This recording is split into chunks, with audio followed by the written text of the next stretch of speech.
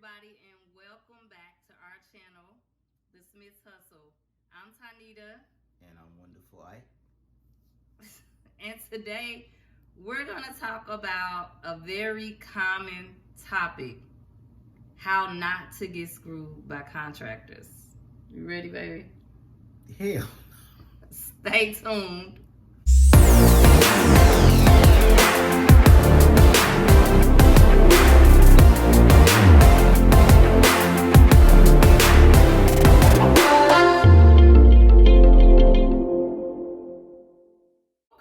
Let's just jump right in. Today we're going to be talking about ways to not get screwed by contractors. Now, when we say this, we're not talking about all contractors, because there are some good contractors. I am. There are some good contractors. So the first thing that I want to say is, so when you're putting feelers out there looking for contractors, whether it be word of mouth, whether it be social media, whether it be Google, or whatever the source is, do your homework. Research to make sure that, number one, they are credible, that they really are a business, that they're licensed and bonded, that they are who they say they are. So that would be the first thing, right? Absolutely. Anything on that? Because most of the time, when somebody say they're a contractor, most of the time they tell you, okay, they can do this, they can do that. They thinking it's just simple. Sometimes you get somebody to say they're a contractor, they don't know shit about what you ask them to do. Or, you know what I'm saying? Or say if they do know what you ask them to do, they don't know how to give you the price for it. You know what I'm saying? They give you a price that's going to take one of your legs, one of your arms, and half of your ear off. You know what I'm saying? But, you know, that's just because some of them, they live for today and not love for long term. So they try to eat today all they can, and then by next week, they broke. You know, they might well get a job just over broke, because they be just over broke before they even come to you. So another tip is, you always want to have more than one contractor bidding for whatever work it is. If you could get 3, that's a really good number, but definitely more than one, because you want to have some comparison bids, and you don't want to be at that contractor's mercy, making them feel like, you know, you can't find anybody else, or you're gonna pick them regardless of what quote they come with. So I would definitely say have more than one contractor. And you think 3 is a good number? Yeah, I agree with you. I think about 3, because for the simple fact is, even if you have a contractor that you've been using for a while, it's good to let his ass think that you got 2 more too.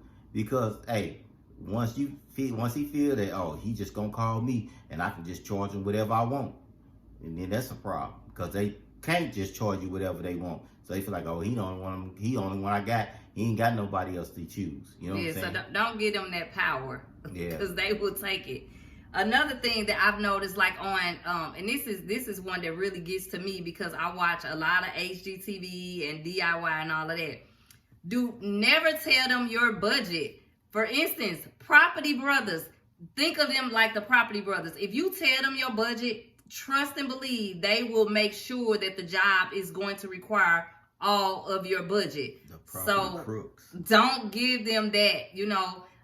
Just let them know that you're trying to get the job done. You have several other contractors that's bidding. You want to see what their price is. Did you just hear what you said? What'd I say? You didn't hear what you said? Did you hear your own words? What did I say? You said contractors.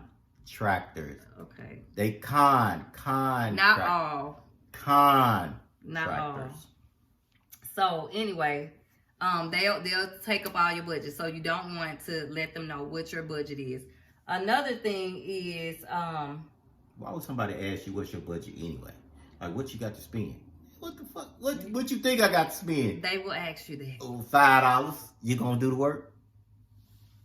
Another thing is, never ask if you can, if I pay you 100%, like if I pay you up front, can I get a discount? Like almost like a cash deal, cash transaction. You know how normally you get a discount if somebody, because cash is king. If somebody's paying cash, they'll give you a discount. One of the things that I've heard of people doing is like saying, so if I pay you up front, can I get a discount? Can I pay you all your money, and then you give me a discount? Of course they're going to say yes because you're giving them all their money, but you may never see them again. Never, ever, ever pay a contractor all of their money up front. Who does that? People who don't know no better. Older people who get scammed all the time. People who don't know no better. We know somebody who did that. So what you trying to say? That you saying that they say if you pay me cash. Yes. If I give you if all you your pay money. me cash up front, then I give you a deal. Yeah, like can I get a discount? Like say so for instance. who's saying it's the contractor?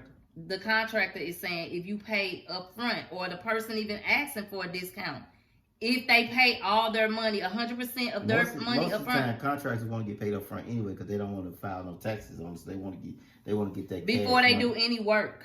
The person is asking for a discount. No contractor no money But somebody has done that and they got scammed and they never saw the person again. The person never even started the job. So that happens all the time though. That's because they contractors. My point is, don't pay for the work up front. So you want to make sure everything is in writing, what you guys agreed upon. Materials, if they're paying for the materials, if the materials is a part of their price, make sure that's in there. But another thing, even with that, yeah, go ahead. You know the game. Go even ahead. I learned this from him. But even with that, with the material thing, go and price the materials for yourself. Because if you do not, they're going to up tax you on those materials. So they may have leftover materials. We know people that do that. They have leftover materials and they'll charge you as if they went and bought it for your job just to get extra money. So be familiar with how much stuff costs. Go and price it for yourself. And you can look at the contract or the agreement you guys come up with and see if it's fair or if they're telling you the right price. Otherwise, you can say, I will pay for my own materials, go with them to get the materials or whatever, however you need to work it out so that you're not getting scammed. Yeah, because most of the time, you know what I'm saying, if they give you a low ball price on something they going to repair, but normally they get you on the back end when they say they're going to go get your material. So they jack that price up on material. So they got that money on the back end anyway. They got you anyway because they say, oh, we're going to do this, put this table together for you for $5. But hey, it's gonna take us $600 to build it. So guess what? They some of that $600 in your materials that they just spend, so they still got their money. Another thing is never tell them that there's no rush. Like you paid them the deposit, y'all got this thing set. You probably want to set a timeline or a deadline with them because if you act like it's no big deal or there's no rush, they're gonna take forever to get your job done. They're gonna be out doing everybody else's job. And your job is going to be on the back burner. So that's something else. That's why you don't give them no money up front. You give them money up front. You don't give them no money up front, period. Because if you give your money up front, like she said, they may never show up again.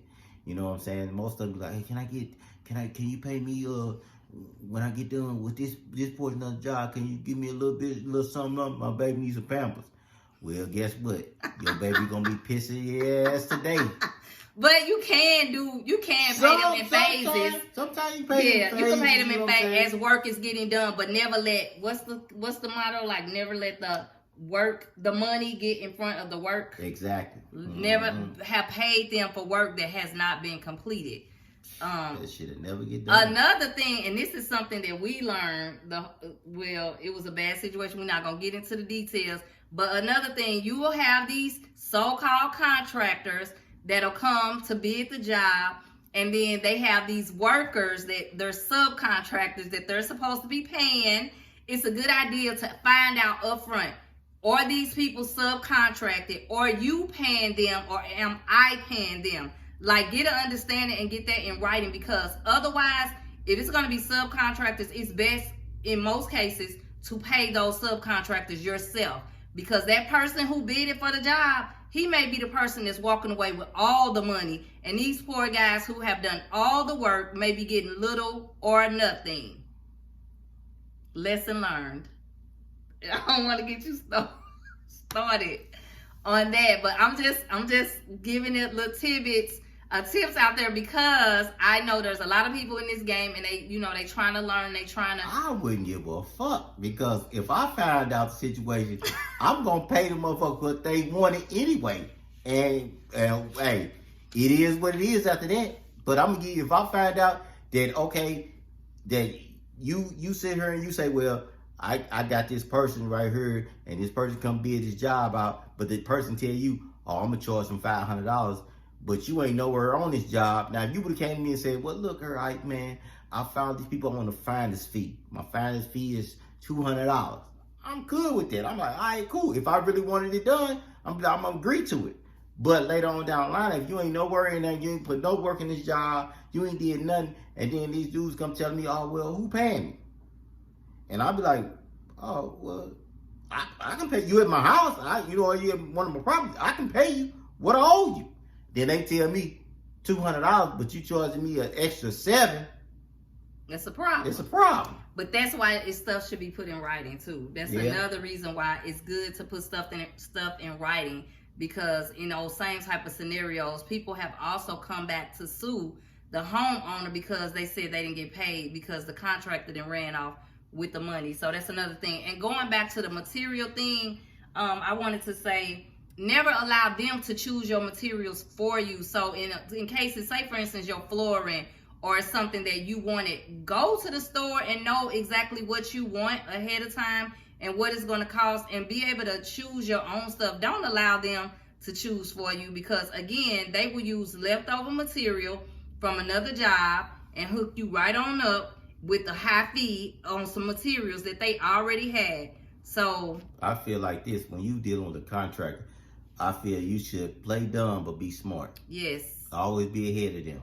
You know what I'm saying? Play like you don't know shit. And play like you dumb as hell, and let them come in there and explaining this, that, and the other to you. And if you know a little bit something, even if you gotta go on YouTube just to figure out, okay, this is what I need done, and then they come, at least you know it. If they telling you, they leading you in the wrong direction. You know what I'm saying? Because they can say, oh, well, we need to turn this wall out to get to this and that. You be like, what? You need to turn, because they'll do that too. They'll make jobs way worse than what they already are just to get in your pocket. Yep, that is true. My husband, he knows a lot, and he don't let them know that he know. So that's how you know if you're dealing with honest contractors too, because don't show them your hand or let them know how much knowledge you have. And if you're a woman and you're doing this and you have no knowledge, then it's good to have somebody there that's looking out for your best interest, that do know something about it. Because otherwise, again, they like to take us for not knowing, just like with car salesmen and other industries that look at women like we don't know. But see, I've been learning and absorbing a lot from my husband, so ain't nobody about to get off on me either.